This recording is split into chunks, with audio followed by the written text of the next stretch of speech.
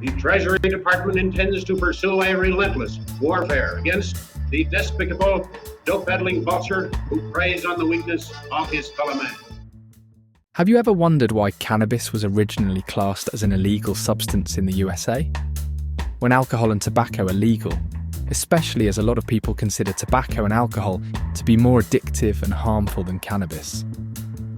I mean, the last time anyone checked, they couldn't find any medicinal benefits that are associated with smoking tobacco or drinking alcohol, unlike cannabis that does have medicinal benefits. Yet you can legally buy tobacco and alcohol in most shops across the world, and you could potentially go to jail for using cannabis. Well, it all goes back to a man called Harry J. Anslinger, who was the former commissioner of the Federal Bureau of Narcotics of the US government from 1930 to 1962. And this is a brief rundown on how he used lies, racism, and fearmongering to change the law and the public's views on cannabis for his own financial gain and interests. Cannabis wasn't always illegal. In fact, it was used for thousands of years for its medicinal benefits, including most, if not all, doctors recommending it in the 18 and early 1900s.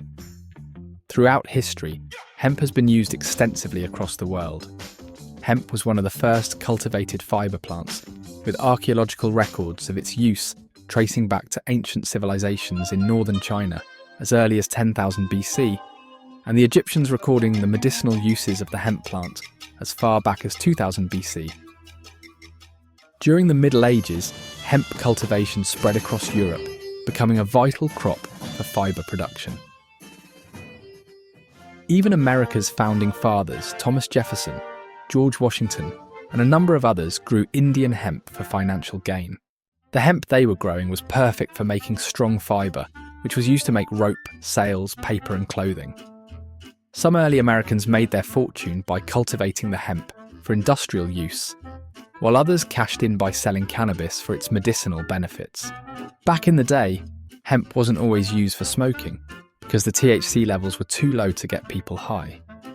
But in the 20th century, cannabis became popular as a recreational drug, and that is when everything changed. Anslinger took the position of the head of the Federal Bureau of Narcotics in 1930. Prior to his new position, Anslinger aggressively enforced the idea that alcohol was way more harmful than cannabis. He blamed alcohol for the current social issues like domestic violence, child abandonment, and much more. When the prohibition of alcohol ended, in 1933, Anslinger's job became at risk. His main focus had been on the prohibition of alcohol, so now he had to come up with something else to secure his job. He needed to find something else to be the next target, and he decided on cannabis because it was popular, especially with the Mexican immigrants and jazz musicians. He knew that by targeting cannabis, he would secure a never-ending budget for the Federal Bureau of Narcotics. Anslinger used xenophobic racism, fear-mongering, and the general demonization of cannabis to get what he wanted. He was now promoting the view that cannabis was way worse than alcohol. He declared that marijuana is the most violence-causing drug in the history of mankind. I wonder if Harry may have been a little fibber.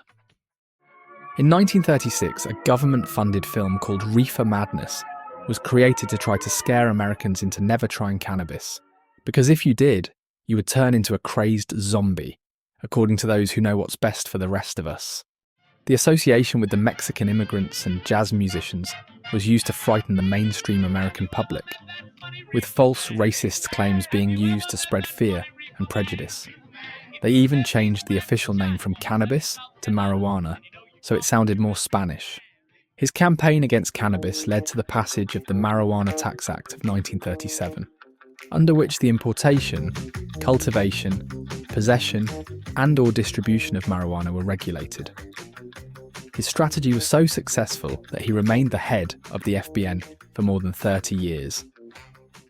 Another influence was William Randolph Hearst, who was an American newspaper publisher and politician, who developed the nation's largest newspaper chain and media company.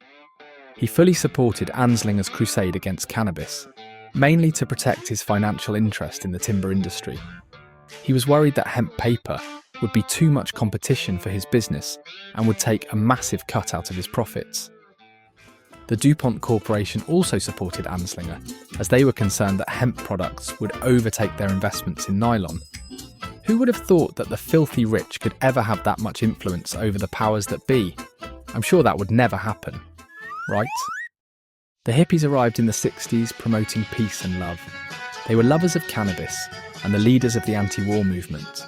With the war in Vietnam dividing Americans, tensions were high, opinions were divided, and now smoking cannabis was seen as a political act. The government now had another excuse to go after the drug even harder. The war on cannabis really got going in June 1971, when US President Richard Nixon declared drug abuse to be public enemy number one. He increased federal funding for drug control agencies and drug treatment efforts. The intention was to combat illegal drug use by greatly increasing penalties, enforcement, and incarceration for drug offenders. This statute was an effort to combine all previous federal drug laws and allow for federal law enforcement of controlled substances, serving as the legal foundation in the federal fight against drug abuse. Cannabis was classed as a Schedule I substance under the Controlled Substances Act.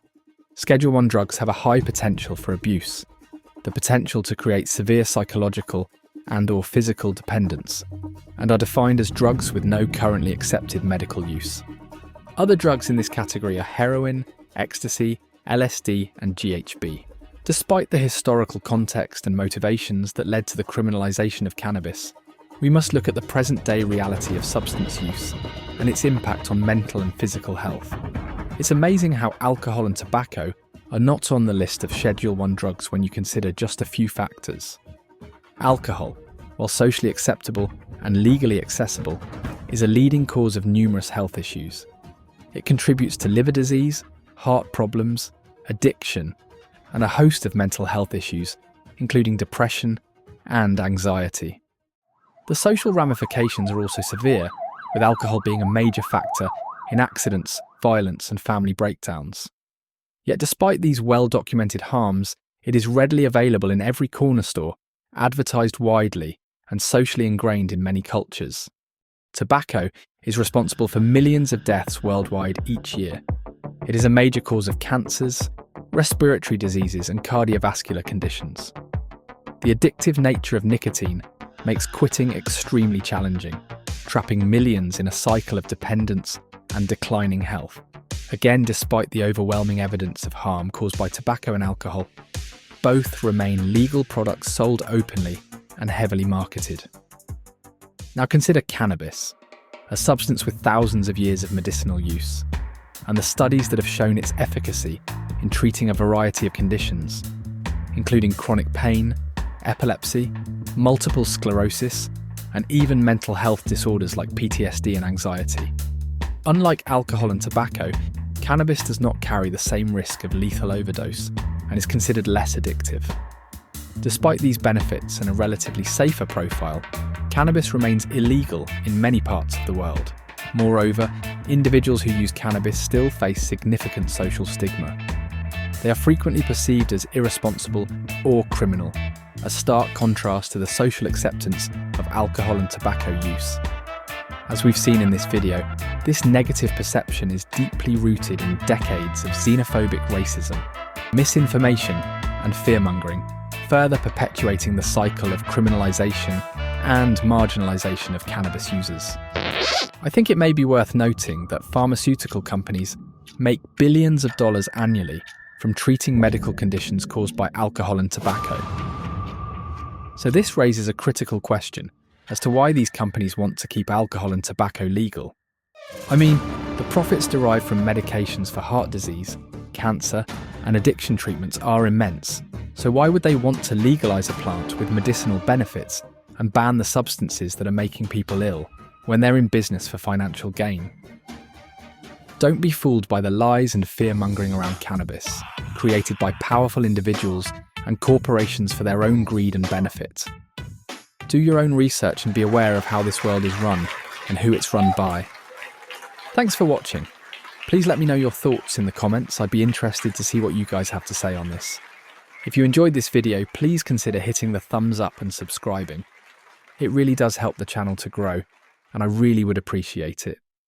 Stay safe and always follow your dreams.